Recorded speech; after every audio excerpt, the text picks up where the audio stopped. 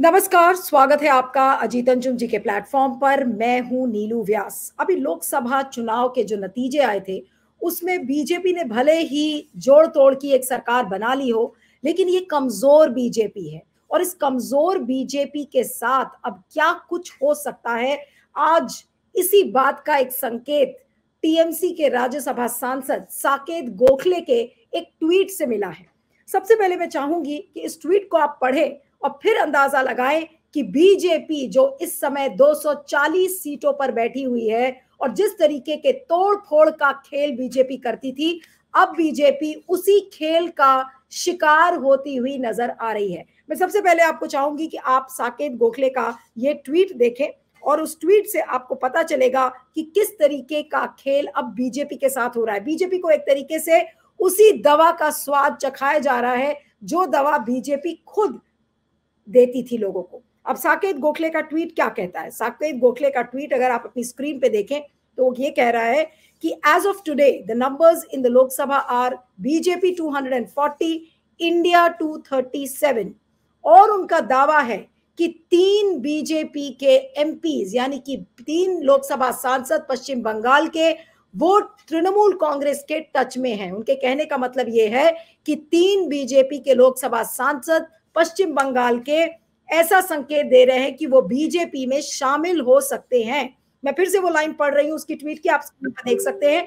3 BJP MPs in West Bengal are in touch with us and there will be a nice surprise soon. यानी कि वो एक बड़े surprise की बात कर रहे हैं कि अगर ये 3 बीजेपी सांसद पश्चिम बंगाल के अगर तृणमूल ज्वाइन कर लेते हैं तो आप सोच सकते हैं कि जो 240 की संख्या बीजेपी की है वो 337 पर आकर अटक जाएगी। साकेत गोखले का आगे ट्वीट देखिए, ये ट्वीट यहां खत्म नहीं हुआ है, आगे की लाइन में वो लिखते हैं आफ्टर दैट, यानी कि जब 3 बीजेपी के सांसद तृणमूल कांग्रेस ज्वाइन कर लेंगे तो टैली क्या हो जाएगी बीजेपी की।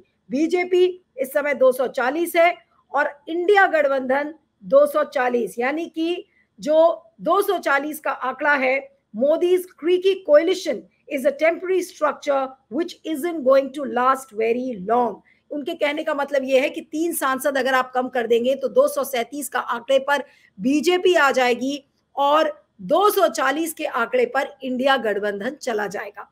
तो ये जो सारा खेल इस समय हो रहा है, इस खेल के पीछे आप ये सोचिए कि ये ट्वीट हल्के फुल्के में लेने की जरूरत नहीं है, क्योंकि ये ट्वीट बीजेपी के लिए एक बड़ी नासूर की तरह साबित हो सकता है। और ये ट्वीट आज एक तरीके से इस झलक को दिखाता है कि इस तरीके की राजनीति का असर अब बाकी राज्यों में भी हो सकता है। अब ऐसा तो नहीं है कि पश्चिम बंगाल में एकदम से आकर और साकेत गोखले ने ये ट्वीट लिख दिया है। मैंने कई लोगों से पश्चिम बंगाल के बात की और उसके बाद ये मैं आपको बताना चाह रही हूं कि बीजेपी जब 2021 का विधानसभा का चुनाव हुआ था तब से ही बीजेपी वहां पर बहुत कमजोर स्थिति में नजर आ रही है। बीजेपी पश्चिम बंगाल की जो यूनिट है उस पर बार बार इस बात को लेकर आरोप लगाए गए हैं कि वहां पर बहुत ज्यादा गुटबाजी है।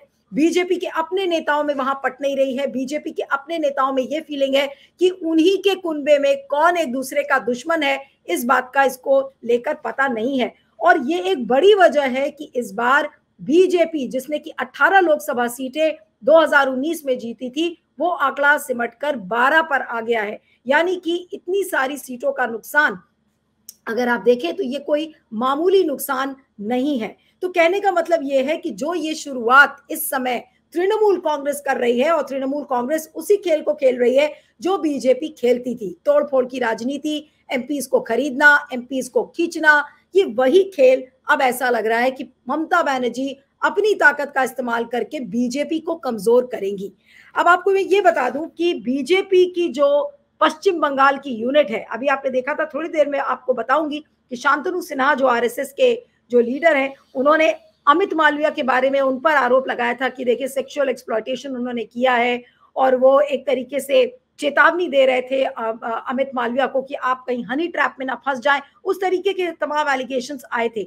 लेकिन जो गुटबाजी की बात मैं पश्चिम बंगाल की यूनिट में कर रही हूं, तो चाहे वो दिलीप घोष हो, दिलीप घोष और शुभेंदु अधिकारी के बीच में सब कुछ ठीक नहीं था। मेरी जिन लोगों से बात हुई उन्होंने कहा कि दिलीप घोष ने चुनाव के नतीजे के बाद ये तक अभी 4-5 दिन पहले बोला था कि पार्टी के अंदर के लोगों ने इस बार बीजेपी को हरवाया है, यानी कि इंटरनल सैबोटाज की बात दिलीप घोष करते हुए नजर आ रहे हैं। और साथ में उन्होंने कहा कि बीजेपी ने अपनी हार की स्क्रिप्ट खुद ही पश्चिम बंगाल में लिखी थी। ये एक बहुत ही क्रेडिबल सूत्र से मैं आपको बात बता रही हूं, जो कि दिलीप घोष के संपर्क में है। अब ये जो पश्चिम बंगाल में हुआ है, पश्चिम बंगाल की बीजेपी इस समय बिल्कुल कमजोर हो गई है।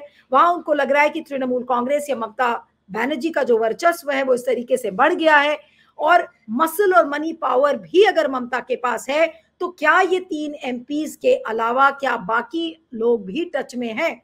अब ये जो आंकड़ा है समय 12 एमपीज का, अगर 3 एमपीज टच में आ सकते हैं तो हो सकता है कि यह आंकड़ा बढ़ जाए आने वाले दिनों में। और बीजेपी को जो कमजोर करने की जो एक ये झलक पश्चिम बंगाल से मिली है, इसका असर अब बाकी राज्यों में क्या होगा? लेकिन पश्चिम बंगाल में बीजेपी के कमजोर होने का सिर्फ एक ये इंस्टेंस नहीं है।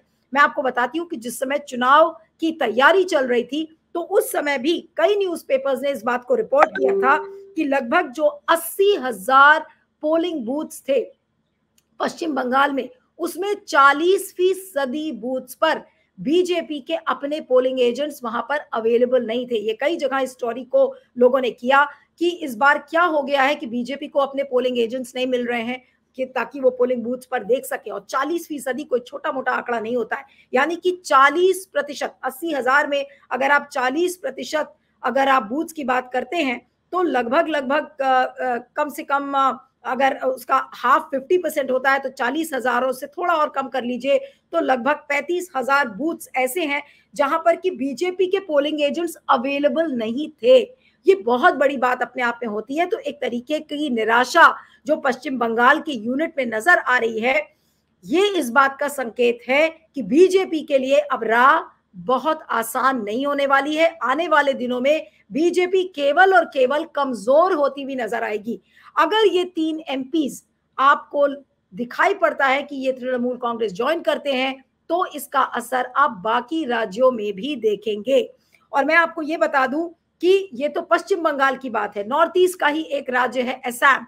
असम में भी जो वहां के फॉर्मर स्टेट बीजेपी के प्रेसिडेंट थे राजन गोहेन, जो कि वाजपेयी की सरकार में एक मंत्री भी थे, उन्होंने भी इस बार ये कहा कि बीजेपी जिस तरीके से अंदरूनी मामलों को हैंडल कर रही है वो ठीक नहीं है। और ये फॉर्मर बीजेपी के स्टेट प्रेसिडेंट थे और इन्होंने ये बोला कि बहुत ज्यादा अंदरूनी कलह बीजेपी के स्टेट यूनिट्स में होने लगी है, क्योंकि जो बीजेपी का काडर है उसको नजरअंदाज किया जा रहा है। बीजेपी के काडर को कहीं ना कहीं नहीं उसको वेट दिया जा रहा है जो कि पहले की सरकारें वेट देती थी, या जिस तरीके से उनको वेट मिलता था 2014 में और 19 में। इसलिए बीजेपी का जो कार्यकर्ता है वो बहुत हतोत्साहित है और कार्यकर्ता की वजह से चाहे एमएलएज हो चाहे एमपीज हो, वो इस समय बहुत निराश नजर आ रहे हैं। लेकिन एक दूसरा नजरिया है इस पूरे खेल को देखने का। अभी हमें ये नहीं पता है कि कौन टच में है, ये तो साकेत गोखले का दावा है। ये दावा गलत हो सकता है, ये दावा एक पॉलिटिकल पॉस्चरिंग भी हो सकता है। और लेकिन जो दूसरा खेल है कि क्या ये एक टीएमसी की रणनीति है, और रणनीति क्या, जिसको प्लॉय हम कहते हैं अंग्रेजी में, कि ये टीएमसी की एक रणनीति हो सकती है, एक प्लॉय हो सकता है, एक ऐसा खेल हो सकता है जिससे कि बीजेपी को साइकोलॉजिकली यानी कि मनोवैज्ञानिक ढंग से उसको कमजोर किया जा सके। और बीजेपी हमेशा इस डर में रहे कि भाई पता नहीं हमारे घर को कब खाली कर लिया जाएगा, हमारे एमपीज को कब चुरा लिया जाएगा, हमारे एमपीज की खरीद फरोख्त कब हो जाएगी। तो ये एक बहुत स्मार्ट गेम ममता बनर्जी खेल रही है। लेकिन इनके दावे में कितनी सच्चाई है, साकेत गोखले ने जो ये दावा किया है इसमें सच्चाई कितनी है, इसके बारे में पता नहीं है। लेकिन एक बात तो तय है कि बीजेपी की जो स्टेट यूनिट है पश्चिम बंगाल में, वहां सब कुछ ठीक नहीं है। और ये 2021 से जो चीजें चल रही थी, बीजेपी का कमजोर होना, अब आकर स्थिति इस जगह पर खड़ी हो गई है कि बीजेपी ने इतनी सारी लोकसभा की सीटें भी गंवा दी हैं। तो जाहिर सी बात है कि बीजेपी पूरी तरह से पश्चिम बंगाल में कमजोर होती हुई नजर आ रही है। ममता बनर्जी हावी होती हुई नजर आ रही हैं और एक स्मार्ट गेम ममता बनर्जी खेल रही हैं। और आज जिस तरह से साकेत गोखले ने ये ट्वीट किया कि 3 एमपीज हमारे टच में हैं, तो अगर 3 नहीं है तो क्या ये नंबर ज्यादा है, इस पर भी सोचिएगा। ये भी एक संभावना को नजरअंदाज नहीं किया जा सकता। तो अगर 3 एमपीज टच में है जो कि दावा है साकेत गोखले का, तो 240 से अगर ये आंकड़ा 237 आ जाता है या इससे ज्यादा एमपीज आ जाते हैं, तो आप देखिए कि बीजेपी का ग्राफ धीरे धीरे कम होता हुआ नजर आ रहा है। और जो बात साकेत गोखले ने कही कि this building of BJP is crumbling, यानी कि जो बीजेपी ने जो अपना इस समय जो किला बनाया हुआ है वो किला धीरे धीरे अब ढहता जाएगा, इस बात का संकेत साकेत गोखले की ट्वीट में मिला है। लेकिन साकेत गोखले की इस ट्वीट की जो एक भनक है वो भनक और राज्यों में आपको मिल रही है ऑलरेडी। यूपी में आपने देखा कि किस तरीके से उज्जवल मिश्रा जो कि घोसी से उपचुनाव में नामांकन अपना नहीं भर पाए थे विधानसभा के चुनाव में, उनके तमाम वीडियोस वायरल हो रहे हैं और उन्होंने यही कहा ना कि बीजेपी के कार्यकर्ता को बिल्कुल नजरअंदाज कर दिया गया है।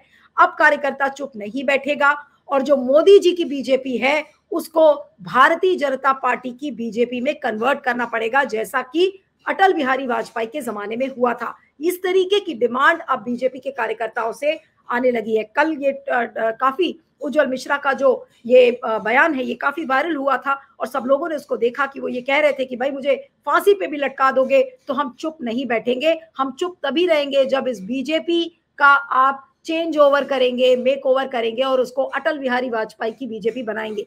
यहां तक कि उज्जवल मिश्रा की अगर आप ट्वीट्स देखें और जो वीडियो जो वायरल हुआ है उसमें वो साफ कहते हुए नजर आ रहे हैं कि नरेंद्र मोदी को वाराणसी से चुरा कर वोट जिताया गया है, जहां पर वो 1.5 लाख वोटों से जीते हुए नजर आ रहे हैं।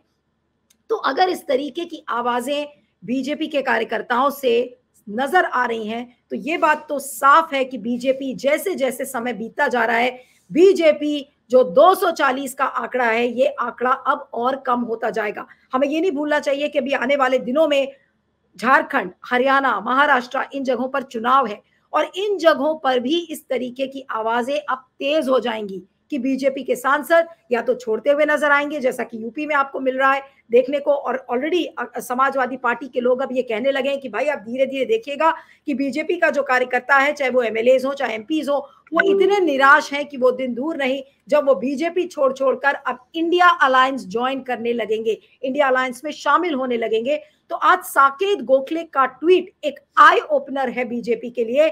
बीजेपी जो ये सोच रही है कि वो बहुत आराम से बैठ पाएगी, तो ऐसा नहीं है। आज प्रधानमंत्री नरेंद्र मोदी चंद्रबाबू नायडू को गले लगाते हुए दिख रहे थे जिस समय स्वेरिंग इन चल रही थी, जब शपथ ग्रहण का समारोह था, उन्होंने जबरदस्ती गले लगाया आज चंद्रबाबू नायडू को, ये दिखाने के लिए देखिए कि ये गठबंधन बड़ा मजबूत है। लेकिन चंद्रबाबू नायडू भी ये खेल तो देख ही रहे हैं। कच्चे खिलाड़ी न चंद्रबाबू नायडू हैं न कच्चे खिलाड़ी नीतीश कुमार हैं। इन दोनों को अपनी राजनीति बहुत अच्छे से पता है कि किस तरीके से साफ गोई से राजनीति करनी है। लेकिन बात वही है कि जो गंदी राजनीति बीजेपी ने पिछले 10 सालों से की, पार्टी को तोड़ना, एमएलए को खरीदना, सरकार गिराना, इस तरीके का खेल जो बीजेपी कर रही थी, अब उसी खेल का सामना बीजेपी को अब हो सकता है करना पड़े। अगर साकेत गोखले इस बात को कह रहे हैं अपने ट्वीट के जरिए और पब्लिकली ऐलान कर रहे हैं कि 3 बीजेपी के सांसद उनके टच में हैं, तो ये बात मामूली नहीं है।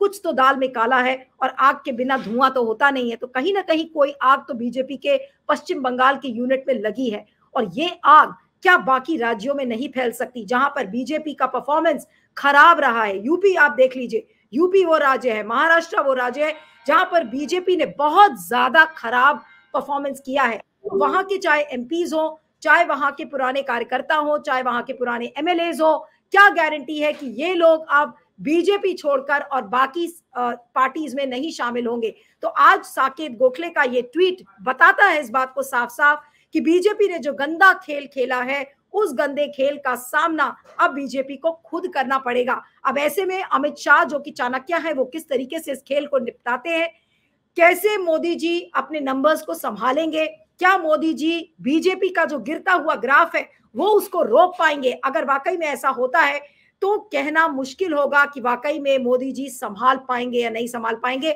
मोदी जी को खुद ही हो सकता है कि सारे सांसद और एमएलए छोड़ छोड़कर जाने लगे। तो ऐसे में कहीं ऐसा ना हो कि मोदी और शाह अकेले पड़ जाएं या उनके कुछ चुनिंदा मंत्री अकेले पड़ जाएं। तो आज साकेत गोखले का जो ये ट्वीट है, ये अपने आप में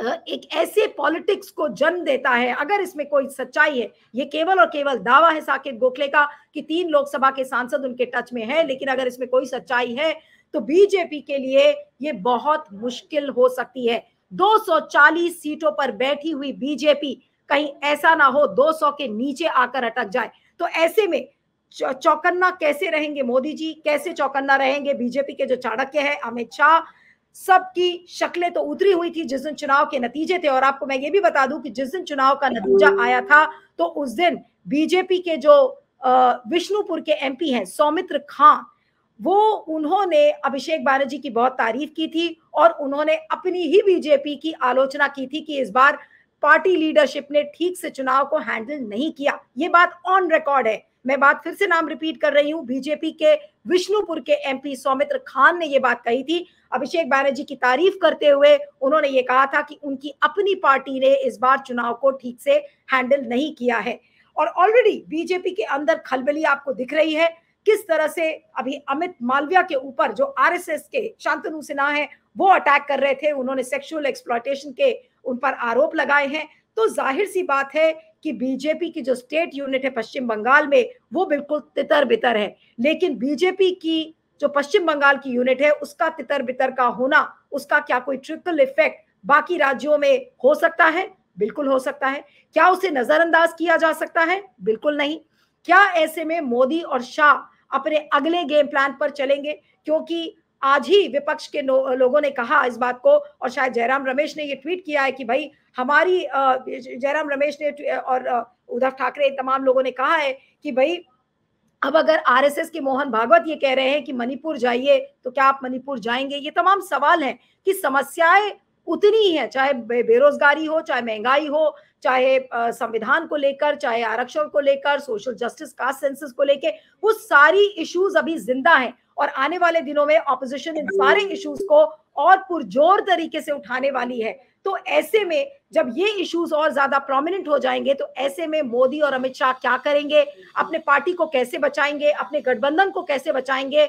और क्या गारंटी है कि बीजेपी के सांसद अब इंडिया अलायंस नहीं ज्वाइन करेंगे? अगर हवा बीजेपी के खिलाफ चलने लगी है तो फिर ऐसे में मोदी और शाह अपना किला कैसे बचाएंगे? ये एक बहुत बड़ी चुनौती है। और एक बार फिर से कहूंगी कि जो बीजेपी का ग्राफ है 240 का, वो कहीं ऐसा ना हो वो 200 के नीचे आकर अटक जाए। अब ऐसे में क्या करेंगे मोदी और शाह, ये देखना होगा। Thank you so much. आपके फीडबैक का इंतजार रहेगा।